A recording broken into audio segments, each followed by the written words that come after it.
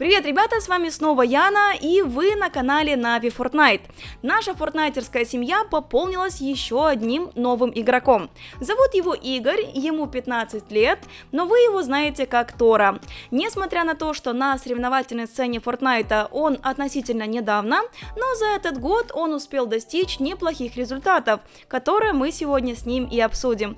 А пока подписывайтесь на наш канал, ставьте лайки и пишите ваши комментарии. Ну а мы погнали. Можем начинать? Сейчас. Окей. Привет, Игорь. Хорошее начало. Ну, тебя, в принципе, можно поздравить с тем, что вчера закончился соло ФНКС, финал. Это да. Ну, расскажешь, как все прошло? На самом деле и не хорошо, и неплохо. Первые две игры я умер от штормтюржа, потому что я думал, что мне 100 урона хватит. И только из-за этого я умер. В последней игре у меня французский игрок, у которого 2 поинта, просто начинает выпускать все ракеты РПГ из меня. Короче, все тратить на меня и... На все бабки просто. Да, в итоге мы оба сдыхаем за зоной. Из этой катки я мог войти в топ-15, но из-за того, что мне французский игрок заруинил, я остался в топ-50. А сколько тебе было лет, когда ты начал играть в компьютерные игры? В компьютерные игры? Ну, вообще, как мне рассказывали, что я уже с 2 лет сидел за компьютером в CS 1.6, просто бегал по карте и... Не знаю, просто бегал по карте, фигней занимался какой-то. А кто тебя вообще познакомил с компьютерными играми? Ну, ты же вряд ли 2 годика сам сидел. Мне это не рассказывали, скорее всего, брат меня познакомил с компьютерными играми. У тебя старший брат? Да, у меня старший брат на 10 лет.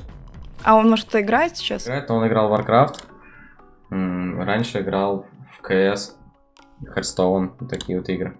А ты помнишь свою первую игру, вот в сознательном возрасте? Первые игры это был гонки с мультяшными персонажами, я даже не знаю, как она называется, вот я в нее постоянно играл. Лего, мои точно были первые игры. Индиана Джонс, Бэтмен, я вот все в них начинал играть, все проходил. И еще после этого была, наверное, игра одна из самых первых, это CS Source, и я играл на серверах, где ты выживаешь против зомби, пытаешься прятаться от них или убежишь от них. А как ты познакомился с Fortnite? Точнее, меня друзья позвали посмотреть игру, которая была только вот в бета-тесте, купить ее на PlayStation 4, PvE-версию. Мы где-то месяц в нее играли, и потом выходит информация, то, что они готовят Battle Royale. Я играл в игру до Battle Royale. Я зашел, поиграл первую игру Battle Royale и сказал, что это за фигня, кто вот и будет играть папку, но лучше. Да, и тогда мне очень сильно игра не зашла. А потом я вернулся с сезона, наверное, 4-го, потому что я где-то в ролике в YouTube увидел, и мне понравился прям геймплей, потому что он таким динамичным, и скины уже появились. Я такой, можно попробовать. Зашел в 4-м сезоне, и все, не вытянуло меня из игры. А сколько ты времени проводил в Fortnite на тот момент? Наверное, весь день вообще проводил, все свободное время. Мне слишком нравилась игра. А как родители относились к тому, что ты так много времени проводишь в компьютерных играх? Наверняка же были разговоры, там, выйди на улицу, погуляй, там, все дела. Да, были такие разговоры, но моя мама была никогда не против насчет компьютерных игр, а вот мой отец был все время за то, чтобы я все оценки лучше бы отправил, а не играл, чтобы я лучше учился. А как ты с ними договаривался? Я в то время занимался спортом, было так, что, типа, сходи на тренировку, вот там потренируйся часа 4 и 5, и ты можешь, можешь не делать уроки, условно, на следующий день и не пойти в школу, вот как-то так это было. Мне кажется, хороший договор. Да, хорошая мотивация. Ну и тогда мне еще нравился спорт, которым я занимался. А что за спорт? Спорт, бадминтон. Я достаточно много выигрывал в бадминтоне. Я, по-моему, 6 раз выиграл свою область в Саратове. Потом, конечно, у меня конкуренция появилась, и я начал то 2-е место, то 3-е занимать. Ездил на соревнования по всей России. Я состоял в сборной школы, и мы ездили на все, на многие 3-звездочные турниры. А сейчас ты уже не занимаешься? Да, я уже бросил, как года 3, наверное, не занимаюсь спортом. Я просто в какой-то момент понял, что смысл от моего спорта только если чтобы улучшать свое здоровье, следить за своим телом. Я не видел смысла в профессиональном спорте, особенно в бадминтоне, потому что условно на поездку ты тратил 10 тысяч рублей, чтобы поехать в какой-либо город, а если бы ты выиграл там первое место, ты максимум мог получить 3000 рублей. Я как-то уже видел в этом, какую-то невыгоду и смысл в этом. Денег больше потратишь. Можно попробовать себя в другой сфере. Можно, в принципе, попытаться пробиться в другой сфере. Мне компьютерные игры еще нравились. Я видел, как многие стримили. На это реально хороший доход зарабатывали. Вот я решил изначально пойти в Fortnite. И, наверное, я больше был нацелен не на то, чтобы добиться каких-то достижений в киберспорте, а то, чтобы создавать какой-то контент и стримить. Как ты выбрал себе такой ник? Моя история с ником достаточно странная, потому что у меня был изначально никнейм Жан7Тор, через 0 также у меня был. Но этот никнейм все стримеры коверкали на все про-кастомках, когда я играл скримсы, когда я играл кастомки от ютуберов, таких как Сова, Терри Дитрих. Многие мой никнейм коверкали. Мне это не нравилось. То, что читали никнейм Женитор, Жанитор, Жанитор, Жантор. По-разному читали мой никнейм, да. И меня это очень сильно бесило, и я просто в какой-то момент решил себе сократить ник, обрезать вот эту Ян приписку, которую все коверкали, и оставил себе 7T0R. Но потом я уже Потом уже поменял уже на оси.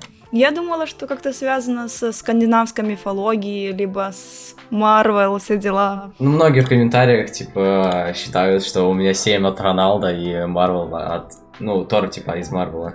Ты помнишь свои самые первые ники? Вот, может, в других играх? У меня был никнейм Саймон Бот, такие... Никнейм был еще Evil Dove, я в него еще в Fortnite начинал играть. Да много у меня был никнейм Электро. Очень много я никнеймы себе менял, потому что я не мог найти свой подходящий какой-то никнейм для себя. Смотри, если у тебя была бы возможность выиграть свой ник, к примеру, ты бросаешь вызов какому-то крутому фортнайтеру, выиграешь его в дуэльке и забираешь его никнейм, кого бы ты пригласил бы? На самом деле, сейчас я даже скажу. Штормирайт. Понятно. Да. Квада. И, наверное, Туз. Вот эти 3 никнейма, действительно, прям которые мне нравятся, и они вообще под все заходят. А ты помнишь свой первый топ-1 в игре? Как долго ты к нему шел? Ой, я к нему шел 2 недели, если не месяц. Я очень долго забирал топ-1, и тогда была локация тильты, я не знал, как играть, переигрывать соперника и так далее. Я просто садился в тильтах в магазинчике самом маленьком, в самом низу, под лестницей, ждал, пока все уйдут с локации, и после этого пытался там насобирать всякий там мусор, так сказать, который остался после игроков, и пытаться занять топ-1 там с скиллом одним.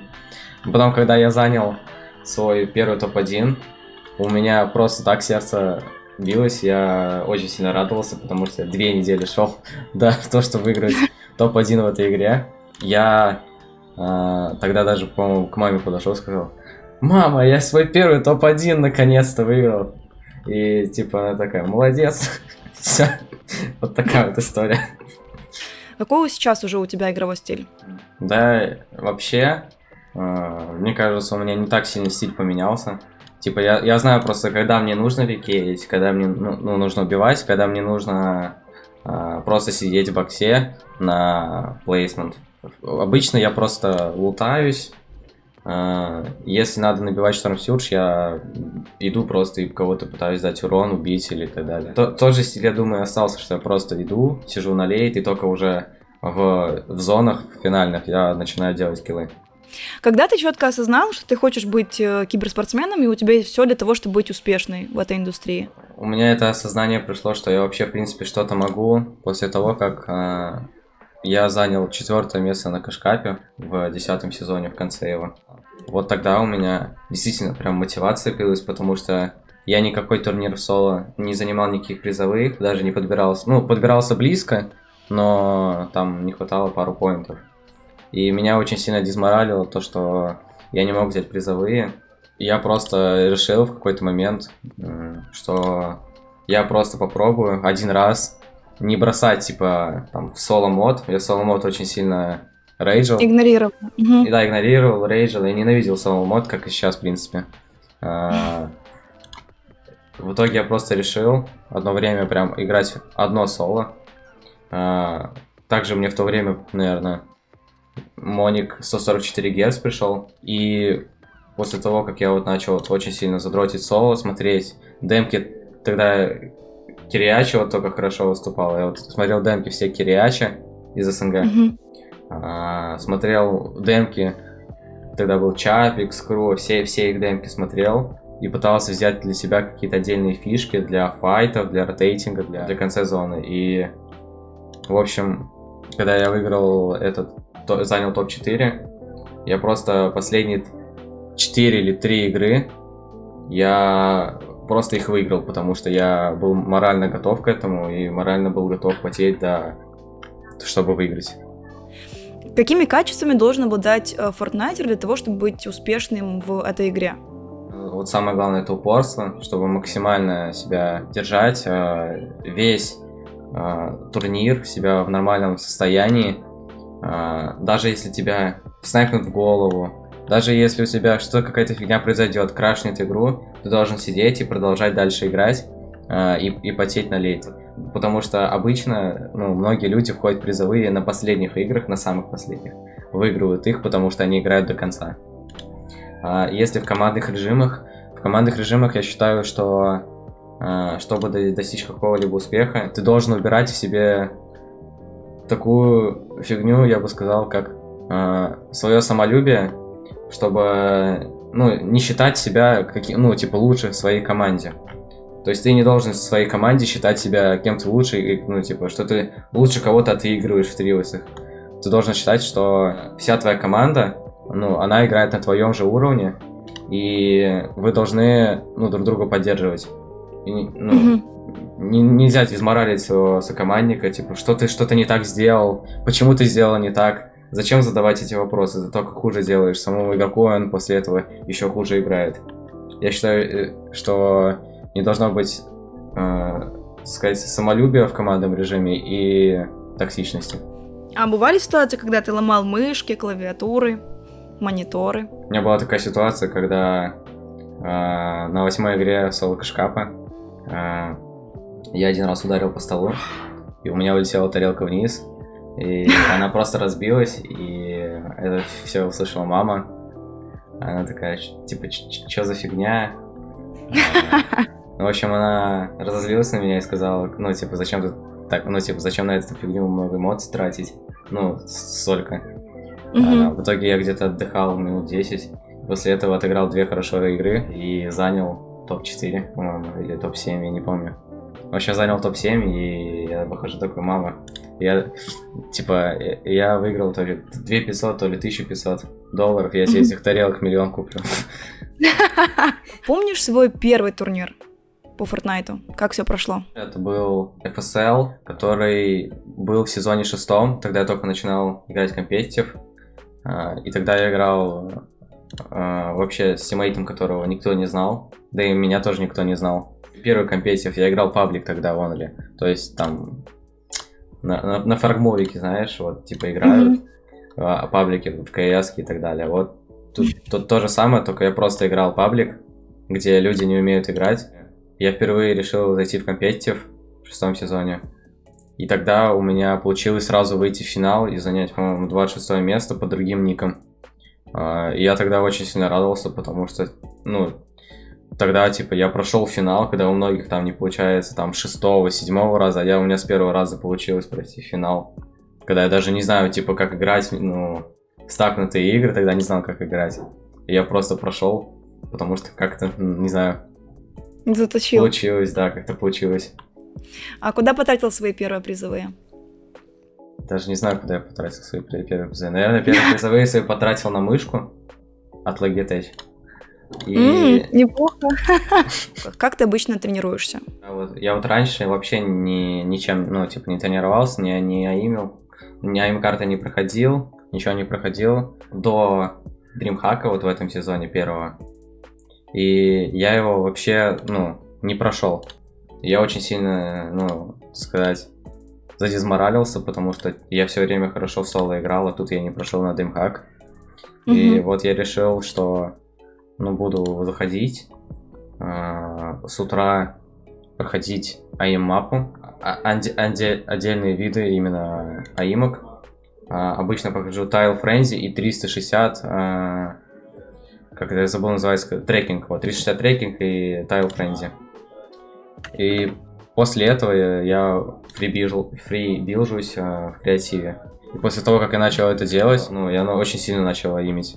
Лучше начал аимить, потому что я начал это проходить, и сначала у меня какая-то, так сказать, я чувствовал руку себя более тяжелой какой-то, и в начале турнира вообще не попадал, а потом я начал, постепенно, через неделю, вот, я начал, в общем, такую фигню вешать, что меня начали обвинять в читах в Твиттере, за то, что, это серьезно, там, в общем, пошла такая тема, что многие начали читерить, кто проходит, и меня начали обвинять в читах, потому что я часто вешаю такую фигню, вот, типа, снова, не стреляю, могу 3 головы или 2 головы повесить, и мне, это очень палевно выглядит. Вот как проходит твой обычный день? Мой день начинается с того, что я просыпаюсь, иду, чищу зубы, умываюсь, после этого иду себе делаю кофе, заказываю себе, наверное, что-то поесть, там, условно, в теремке, то ли борщ, то ли какой-нибудь там блинчик, чтобы вот перекусить перед турниром. Потом разминаюсь перед турниром, и после того, как разминаюсь, там остается минут 20-10 до турнира, я играю в ПГ с кем-то, и играю турнир. Потом вот весь день я в турнире, весь день я играю турнир. После того, как я весь день проиграл турнир, там, в зависимости, там, забрал призовые, там, на какое место, пощу себе вообще во все соцсети и выкладываю ролики в ТикТок. Вот так примерно мой день и выходит. Иду, ложусь спать и смотрю тоже ТикТок, все. Мой день заканчивается. А ты говоришь, вот разминаюсь перед турниром. Как ты обычно разминаешься? Минут 20 аимок и 10 минут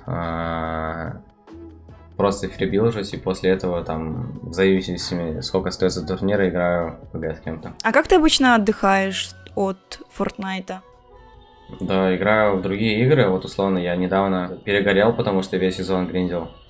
Вот в КС вот недавно зашел, очень много играл, там, напарники и ММ. Либо играем там, как вот сейчас игра новая. Сейчас я скажу название. Valorant, нет? Fall Guys нет. Fall Guys. Вот, или прохожу какие-либо другие игры. Какой тебе турнир или квалы запомнились больше всего? И почему? Наверное, больше турнир мне запомнился в складах, когда меня не так много людей знало. Тогда мы, в общем, там сквады проходил в топ-25 лучших складов в финалы. И многие из складов, на которых надеялись в СНГ, многих, кого знали, многие не проходили вот этих топ-25. Там были 4 недели квалы, и многие не проходили в топ-25. И мы, считай, склад, который вообще никто не знает, кроме там 1-2 игроков. Типа андердоги. Да. Прошли в финал 2 раза подряд в конце. Конечно, плохо отыграли потом эти же финалы и хиты. Но мы, в принципе, прошли. И тогда мы очень сильно, наверное, на этом захайпили наш склад на этом. А ты бы хотел бы, чтобы в Fortnite были прямые инвайты организациям, либо какие-то отдельные слоты для игроков, как в КС или в Доте? Да я на самом деле не знаю, нужно ли это вообще в Fortnite, чтобы инвайтили отдельных игроков. Я бы на месте Epic Games, вот проходило сейчас 2 соло НКС подряд. Я бы инвайтил тех, в хиты тех, кто проходил в прошлый гранд-финал. Как ты получил инвайт от Нави? Когда мне мой менеджер подходит и говорит, что ты, скорее всего, пойдешь в Нави. У меня не было прям таких радостных эмоций, я такой, прикольно, типа. Вот если бы мне сказали бы 2 года назад об этом, я бы сказал, вау, где-то, наверное, минут 5 сидел, у меня там, не знаю, мурашки шли, наверное, по коже. Когда мне об этом сказали, я не так сильно удивился. А твой папа пересмотрел отношение к киберспорту уже сейчас? Ну, мой папа пересмотрел отношение к киберспорту, когда я начал выигрывать уже внушительные суммы, как $1000, $2000. Ну, он тогда уже начал понимать, что я не просто так играю в компьютерные игры, а действительно работаю и получаю с этого прибыль.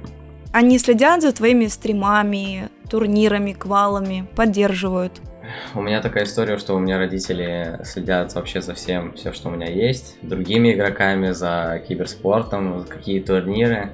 У меня был такой момент, что мне мама пишет: ну, там турнир вышел, ты будешь его играть? Я такой: а что это вообще за турнир? Я такой: а там, ну, какой-то турнир, там, на 1020 рублей. Они полноценно интегрировались в твою жизнь, в киберспорт. Я бы сказал, что да, на 70%, я думаю. Тебя уже наверняка, я думаю, когда выйдет это интервью, уже можно будет поздравить с 60к подписчиков на Твиче. Какой у тебя средний онлайн сейчас?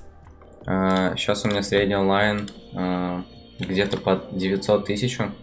Ну, 900 зрителей, 1000, где-то так варьируется. Я заметил, что многие после того, как я вступил в Нави, там мне начали больше донатить, начал больше писать, спрашивать из других дисциплин люди, что такое хиты, что такое гранд-финалы, да, ну как проходить, сколько, нормально ли там место я занял, там, топ-3 или топ-45. Они изначально болеют, все время за Нави и, начинают ходить в новую дисциплину. Mm-hmm. Такие люди появились. Появились, действительно люди, которые просто болеют именно за Natus Windsor и за всех игроков, которые состоят в этой организации. Знаешь, ты как будто бы пришел в такую большую семью и такие все: ну привет. Чьи трансляции еще смотришь? Возможно, каких-то крутых фортнайтеров? Я смотрю трансляции Бенжи, европейского проигрока, который сейчас тир-1. Ну, точнее, не тир-1, а топ-1 вообще в EU. Смотрю трансляции, наверное, Буги, и иногда смотрю трансляции Калькулятора. Я, в последнее время очень мало смотрю трансляции других игроков, потому что я сам играю. Ты очень часто в своем паблике жалуешься на лаги и баги в самой игре. Как ты считаешь, какой самый большой минус у этого батл рояля? Если раньше появлялись какие-то баги, их фиксили там за неделю, то сейчас Epic Games фиксит. Не может пофиксить один баг уже полгода с дельтапланом. И вот иногда, когда он появляется действительно в ненужный момент, он очень сильно тебе может заруинить игру. Я считаю, что им нужно что-то сделать с серверами, потому что лагает нереально, и многие EU игроки, которые живут, рядом с серверами, они все проводят специальный интернет очень дорогой, и у них, в отличие от нас, не лагает вообще, считай, буквально. У них все так строится хорошо, как в креативе, только у них это в настоящей игре, а у нас строится, как будто мы играем на пинге 100 на другом регионе. А как обстоят дела с балансом оружия? Может быть, что-то нужно понерфить или бафнуть? Я считаю, что нужно удалить вообще снайперские винтовки из этой игры, потому что они иногда просто, у тебя хорошая ситуация, превращают за секунду эту ситуацию в самую худшую, которая может быть. Если это еще соло-мод, то там можно и клавиатуру разбить, и монитор разбить, когда у тебя хороший лут, это просто снайпер. Действительно, что изменил бы, наверное, это удалил бы снайперские винтовки и добавил бы в эту игру либо Дигл, либо АХС Ган. Слушай, скоро же должен выйти новый сезон, правильно? Да. И ты наверняка его ждешь. Вообще, я уезжаю домой во время того, как выходит новый сезон, отдохнуть на дня 3-4, чтобы встретиться с родителями, потому что я с ними все лето не виделся. Встретиться с друзьями и, наверное, навестить бабушку свою. А какой тебе сезон или ивент понравился больше всего? Из второй главы мне понравился этот сезон больше всего. Я никогда так не гриндил с радостью арену, потому что мне очень сильно нравилась мета, нравилась очень сильно карта, да и нравится также. В первой главе, наверное, это был сезон, даже не знаю, либо 9, либо 10, вот это мои любимые сезоны, которые были тогда. За какими еще киберспортивными дисциплинами ты следишь, если есть время? Наверное, за КСом. Я смотрю ролики Райза, я думаю, ты знаешь, что это. Да. Да. Я смотрю за Райзом и, ну, получается, слежу за дисциплиной. А за киберспортивными событиями, то есть там турниры, мейджоры, инты, возможно, в доте? Нет, в доте мне вообще дота не нравится как игра и как дисциплина. Я не слежу за дотой. Мне нравится смотреть за КСом, за мейджорами, потому что там такие, ну, сейчас, конечно, нету, но раньше там же был лан-турнир оффлайн, и там прям видно, ну, нравится смотреть, и когда люди клатчат, там настоящие эмоции, типа команды там подбадривают, себе 5 дают и так далее, орут. Это прикольно смотреть за этим. Кстати, ты хотел бы, чтобы в Fortnite было больше лан-турниров? Вот со студиями аналитики, комментаторами, там, продакшеном? Не знаю, я ни разу, наверное, да, я ни разу не выступал на оффлайн-ивентах по Battle Royale. Я не знаю, если мне будет очень, не знаю, как некомфортно вообще играть оффлайн турниры, я думаю, я буду против. Если будет комфортно, я буду только за. В каком классе ты сейчас учишься? Сейчас я перешел в 10 класс, но я перешел на домашнее обучение и буду, наверное, ездить на буткемпы, играть в Fortnite и параллельно иногда делать домашние задания. А есть любимые предметы в школе? Любимые предметы в школе, да. Я сейчас скажу, какие. 100% история. Общество, наверное. А типа алгебра, геометрия, физика? Достаточно странно будет говорить, что мне нравится алгебра, при этом никакие уроки по ней не делать, никакие задания. Может, мне предметы нравятся, но мне просто не хочется делать домашнее задание. А чем ты увлекаешься помимо стриминга? Мне нравится смотреть, ну, как я думаю, многим фильмы, вообще любые разные, там, смотреть иногда фильмы. Сериалы мне... У меня есть такая проблема, что если я начинаю смотреть либо сериал, либо аниме, вот, кстати, да, вот аниме увлекаюсь. Если я начинаю смотреть сериал или аниме, то мне потом, короче, если я не досмотрю его до конца, вообще вот, там либо до сезона, либо вообще не завершу его, я буду потом сидеть во время турнира, играть и думать, как там, ну, это правда, я не знаю, у меня почему-то какая-то такая проблема, что я вот вспоминаю во время турнира, типа, а что у него дальше произойдет? И типа... Блин, полное погружение. Да, у меня полное погружение, там, если что-то смотрю. Наверное, еще чем увлекаюсь, я читаю иногда мангу. Я знаю, что у тебя есть свой YouTube-канал с хайлайтами и есть еще TikTok. Планируешь ли как-то ты разнообразить свой контент на канале и в том же ТикТоке? В общем, я не буду разделять контент. Я создам, наверное, отдельный, если я буду этим заниматься. У меня есть уже ТикТок отдельный, в котором у меня клипы я выкладываю именно, ну, не с Fortnite, где я там хорошо там клачу и так далее, а типа смешные моменты там с каких-то других игр, или как я там какую-то фигню повесил, там, условно, в CSGO. Кто захочет, тот, я думаю, найдет этот аккаунт. Я не буду пока что... Да, я пока не буду его пиарить, потому что он достаточно... Я недавно его создал. Где тебя можно встретить чаще всего? В Питере и в твоем родном городе? В Питере я даже не знаю, где меня можно будет встретить. Я не смогу ответить на этот вопрос. А где меня можно будет встретить в Саратове? Тоже достаточно трудный вопрос, потому что я обычно не хожу гулять, а обычно в компе нахожусь. Но когда я гуляю, вы меня не заметите 100%, потому что у меня рост просто... Я самый маленький, наверное, фортнайтер из всех, которые есть. И вы даже не поймете, что это я. Будете думать, что это школьник, который в 6 классе. Какие у тебя планы на ближайшее будущее? То есть там турниры, БК? Ну, в этом сезоне остался только DreamHack, 2 трио кэшкапа и 1 соло. Вот это оставшиеся турниры. И единственное, к чему вот надо вот прям подготовиться, наверное, это DreamHack, чтобы его пройти в финал. А так, я думаю, в триусах мы спокойно, ну, наверное, войдем в топ-10 точно 2 раза. После какого достижения ты бы мог сказать, что ты прошел Fortnite? Я думаю, как у многих, это выиграть World Cup. Это как, типа, либо пройти игру в кооперативе, либо пройти ее в соло. Вот тоже, типа, такое, я думаю. После этого, я думаю, что я бы сказал, что я прошел Fortnite. Какой бы ты мог бы дать совет начинающим фортнайтерам? Наверное, самый главный совет, я думаю, не только в Fortnite, а во всех дисциплинах, не сдаваться, верить в себя. Каждый день гриндить и не слушать никого, кто бы тебе что бы ни говорил, что у тебя ничего не получится. Просто продолжать в себя верить и играть дальше в игру. Я это говорю не просто так, потому что у меня была та же самая ситуация, и многие говорили, что Fortnite, типа, это, ну, нет смысла мне играть в Fortnite. Типа, когда вот я играл в компетитив, и меня многие не знали, у меня один из мотиваторов был доказать, что, типа, я могу стать лучшим. Один из лучших. Окей, переходим к Блицу. Просто быстрые ответы на коротенькие вопросы. Топ-3 самых сильных СНГ игрока.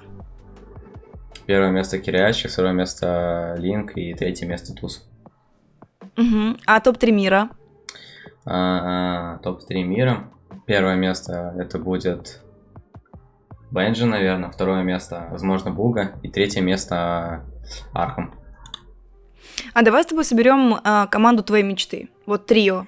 Не знаю, Линк и Кириачи. Я бы оставил свое трио. Я не вижу никаких недостатков в своем трио, на самом деле. Представь, что Fortnite закрыли. Что ты будешь делать и во что играть? Я бы, наверное, ушел бы в какую-то другую либо дисциплину. Возможно, новую, как Valorant, и ждал бы, когда мне исполнится 16. Снимать какой-либо контент, как я там, возможно, хорошо играю, возможно, плохо играю, снимать смешные нарезки с этого. На YouTube, также стримить. Я думаю, просто поменял бы вектор направления, игры, другой дисциплины. Самая крутая катка в твоей жизни? Это тот же момент, когда и я был, меня никто не знал, у меня ничего не получалось, и тогда топ-4 занял. Вот тот же момент, когда в последней игре я выживаю на мили хп, убиваю тогда, по-моему, сейчас скажу, Винкса, это русский игрок. Как он рассказывал, он понимает, что я уже в призовых 100% впервые в жизни, он продолжает наблюдать за мной, я просто выхожу, даю еще один шот, даю 200, вылетаю на хайграунд, забираю хайграунд, ваншоту еще одного, спускаюсь и еще последнего добиваю просто, и вот это была самая запоминающаяся моя у меня катка. Скилл или понимание игры? Я думаю, что понимание игры можно считать тоже скиллом. Окей, аим или понимание игры? Даже не знаю, кстати. Наверное, понимание игры. А если мы выбираем между аимом и постройкой? Аим. И в конце ты можешь сказать пару слов нашим болельщикам и зрителям. Я могу сказать, что болейте за нас, за меня, за Natus Windsor, за все составы. Верьте в себя. Возможно, вы когда-то также попадете в любую организацию, возможно, в Нави. И мы будем вас встречать и поздравлять вас с этим. Подписывайтесь на канал Natus Windsor, подписывайтесь на все мои социальные сети. Спасибо, что посмотрели интервью. Тебе огромное спасибо, что ты уделил время, ответил на все наши вопросы. И был довольно-таки откровенный и предельно открытый. Это круто. Друзья, вам огромное спасибо за то, что посмотрели наше интервью. Подписывайтесь на наш канал, ставьте лайки и пишите в комментариях, как вам наш новый Fortniter. А с вами была я, Black Bunny, Игорь. И канал Navi Fortnite. Пока-пока.